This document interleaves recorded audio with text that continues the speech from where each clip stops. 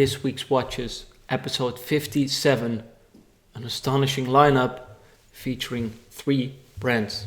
Let's take a look. I'm Jasper from Amsterdam Vintage Watches, and here are our 6 pieces.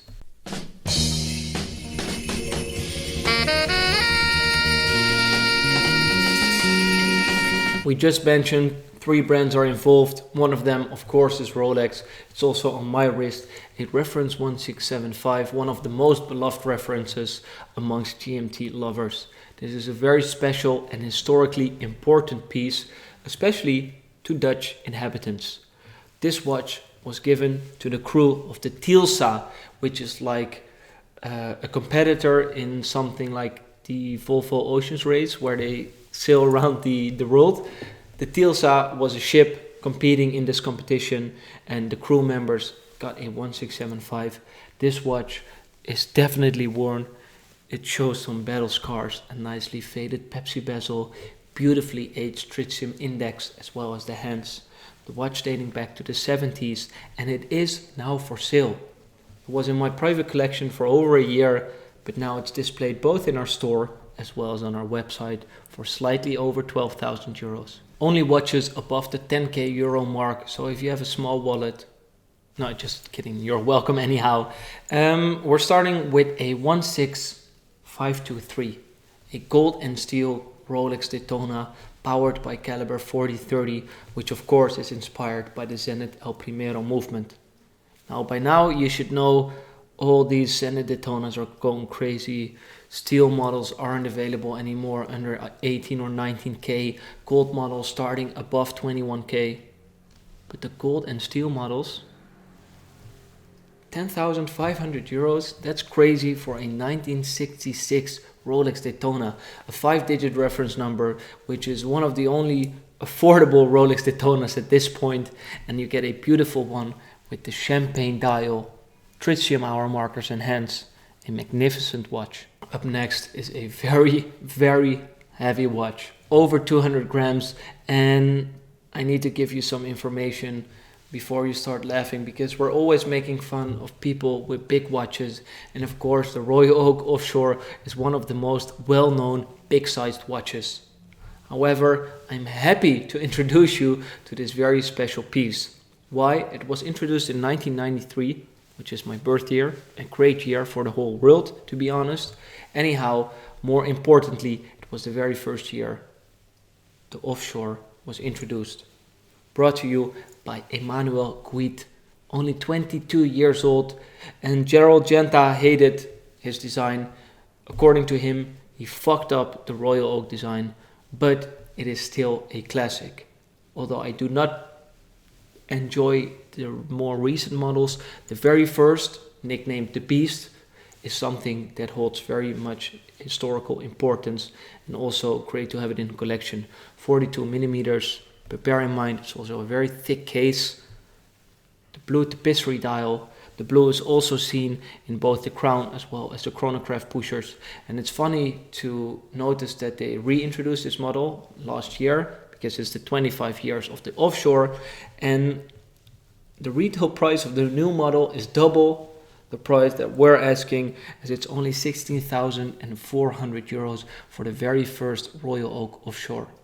Also interesting to see the auction result of Emmanuel Piguet's own Royal Oak Offshore, and compared to that, this is just super cheap. Moving on to a gold watch in the same price category, a 16,800 euro costing Rolex Day-Date 18238, which is the double quickset. Comes in very handy if you're a precise guy who wants to know both the day and date function.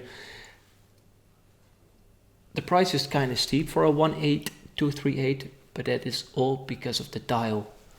A stone dial, the most affordable, yet one of the most beloved stone dials, is the Onyx one, without the markers, all black everything, and it's a beautiful example from 1990 with a virtually stretch-free president bracelet.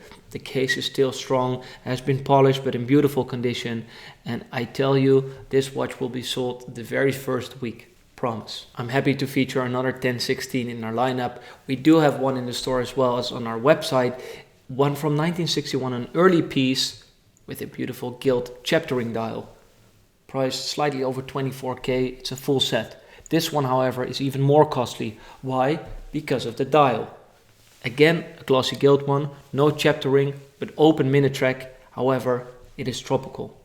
And not just overall tropical, but a beautifully vignette kind of tropical, with the right side of the dial way browner than the left side of the dial. A really beautiful piece. It comes live on the wrist, and I'm happy to feature it, priced at 26,800 euros, dating back to the mid-60s. Up next are some big guns when we're talking about diving watches. Starting with the Rolex on my left side, a 1665 dating back to 1978. A Rolex Seadweller, of course, with the helium escape valve and with the domed crystal.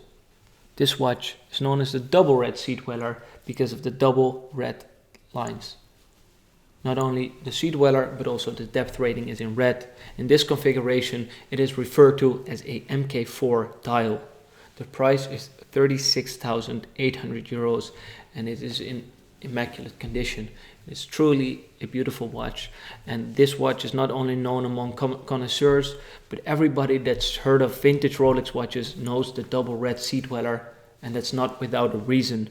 Take a look at this bad boy. Last but not least, can you believe we featured 4 Milspec Omega Seamaster 300 watches? And every time we're telling you how rare these guys are, and then we have another one in the lineup. How do we do it? You can have one in your own lineup at the price of only 52,000 euros. Less costly than previous models. This was a W10, according to the extract of the archives, delivered to the RAF. Of course, with its military engraving on the back. We have the fixed bars, a nice 10 euro NATO strap, and the crazed plexi crystal. A nice touch on this vintage piece, but the backlight bezel still in perfect, no cracks condition, and also the case is very strong. The dial appears to have no spots at all and turned into a very attractive yellowish color on the tritium. A nice watch and a great way to end a drop like this. I really do hope we're living up to your expectations, but when I take a look at this lineup, I can't imagine that we're not living up to your expectations. It was totally insane. Of course, we ended with mega awesome divers, the Seadweller and the Seamaster 300. We got a touch of gold with the President bracelet, Day-Date, Onyx dial, and also the bicolor Daytona, which is probably one of the more affordable Daytonas, one of the only affordable Daytonas at 10,500 euros. A tropical Rolex Explorer 1016, and yes, a Royal Oak offshore. The very first time that AVW is featuring an offshore. Give me your opinion on all those watches, and especially I'm interested to hear what you think about the offshore, since we hate big watches. I'm Jasper Luijering, we're Amsterdam Vintage Watches, and thank you for watching, and remember that the best day to buy a vintage watch is today.